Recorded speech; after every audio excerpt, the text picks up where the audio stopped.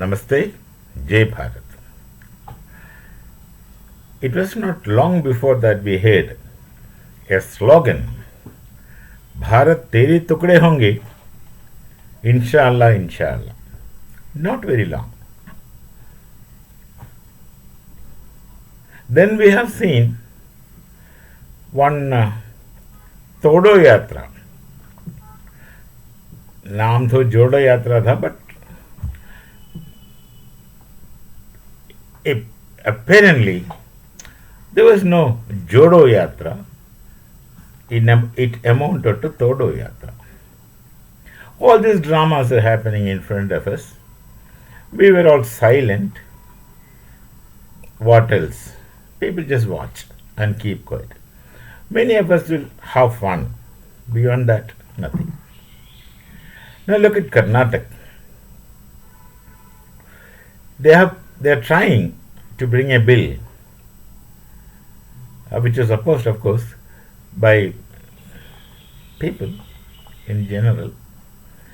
They were trying to bring a bill to reserve certain amount of jobs for the locals. In Canada, Mani Namaha, they say, son of the soil. Any effort to make difference between one citizen of Bharat with another citizen of Bharat must be treated as anti-nationalism. Whatever may be the criterion one adopts, to make distinctions between one citizen to another citizen, that amounts to destructive steps. That's really Todo Yatra. See, first of all, that is Group C and Group D, and sometimes Group B and Group 1 also. I just know it, not the details. See, Bangalore, for one place I'm telling in Karnataka, is supposed to be IT hub and all those things. They have a place called as Electronic City, all those things. But people who have expertise in the given field do come and go. If you restrict that only locals will be given the job, none of the private companies can stay there. They already had a water problem. Many companies are planning to move out. Corporate, they have to make profit. They have to give quality products outside. They have to send quality products abroad and sell.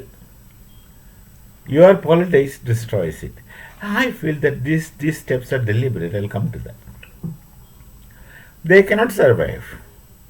No corporate can survive with this kind of policies of son of the soil, we give only employment to this thing. They go to another place. International companies are shifting from China to Bharat. China labor must be cheaper. The technology is good. Not on a higher level technology, but the petty technology, making automatic brooms, jokes, making automatic brooms, etc. They are good at it.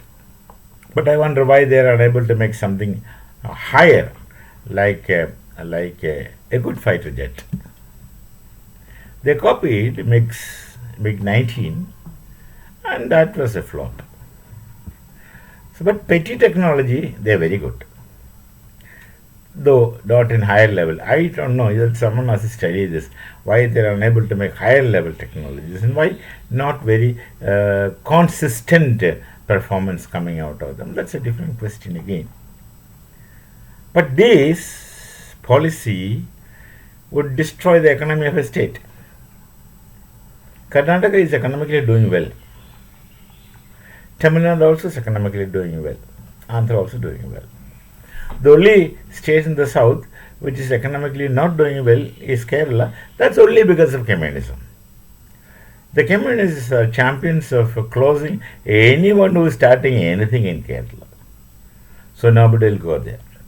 If you go to Kerala to start something, and that's nothing short of suicide.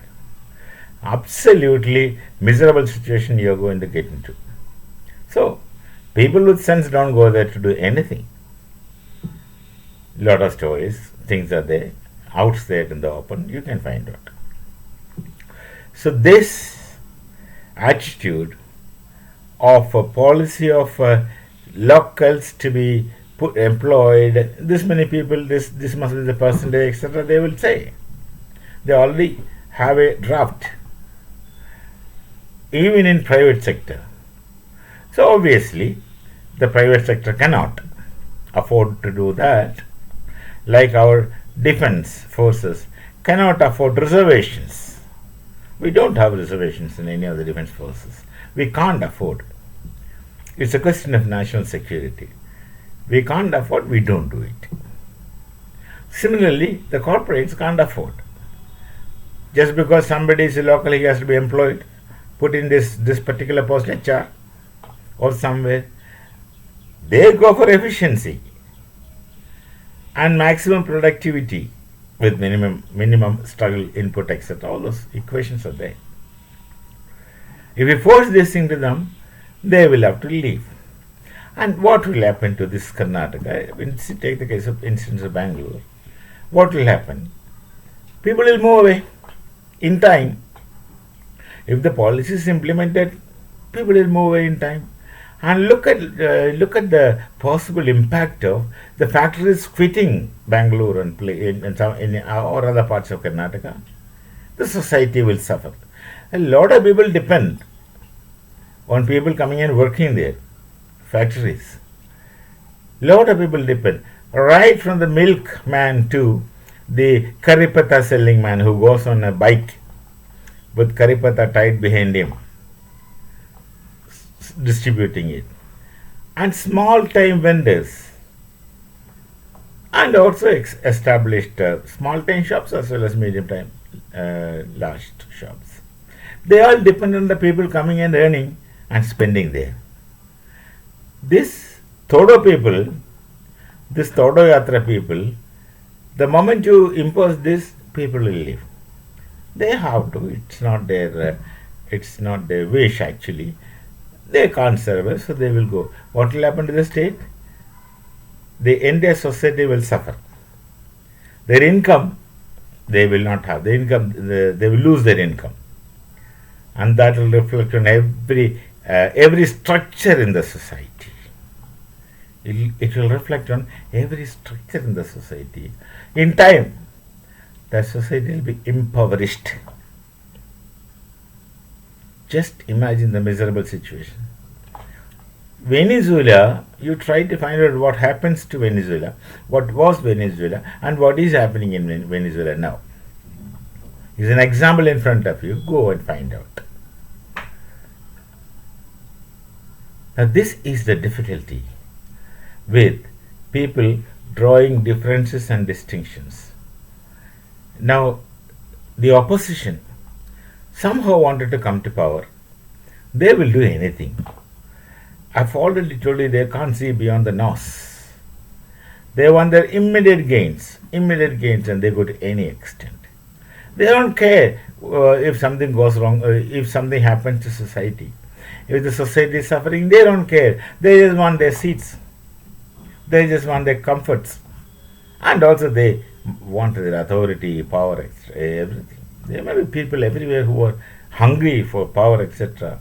As if they can eat power and quench their hunger. So this Thoda people, Tukde gang, I think that term is coined by Arnab Goswami. Tukde gang. All these people belong to that Tukde gang, directly or indirectly, implicitly or explicitly. They create differences among our people. Previously, there was an attempt to create differences among the army on very funny grounds. I don't even like to talk about it. In case of Agnihivars. And they try to make differences, make people juxtaposed to one another. Then, no, Inadvertently, unknowingly, these people fall into the Marxian dialectics. Not Hegelian dialectics, Marxian dialectics. This is unfortunate. We have to be extra careful. Let's always remember the last sukta of Rigveda, which talks about togetherness, unity, oneness. And against that, these kind of people height of idiosyncrasy. These kind of people do this Tukde gang operation. And fight against Rigveda. Actually, I see this as a fight against the last sukta of the 10th mandala of Rigveda, which is insisting that you stay together, which is insisting the unity. The real concept of unity, what we experience in Bharat is Vedic. And against that, you think you can fight and succeed, go on. Tukde gang will disintegrate and wither away in time. Maybe not immediately, but in time. The process is already on in front of you. So let's be careful about people, those who create differences in the society in whatever name. Even there are distinctions about people make differences about feminist writing. So females are excluded. Dalit writing, so non-Dalits are excluded. Dravidian thoughts. I wonder what Dravidians are. They have no idea. They have no definition. They have only very vague and crude concept of what Dravidian is, which is wrong. Something like the Aryan concept. That's also very crude. People spread. Both are non-existing. Really non-existing academically. They are all plots and intentions. Those can create differences which will destroy the oneness of the inherent character. See, our inherent character is oneness if we depend on the Vedas, which are designed to create differences. One should be careful, that's all. One should be really careful with such stories and flowery talks. यहाँ से आलू डाले वहाँ से सोना निकालो. This is the level of understanding. Till we meet again. Namaste. Jai Bharat. Jai Shri Ram.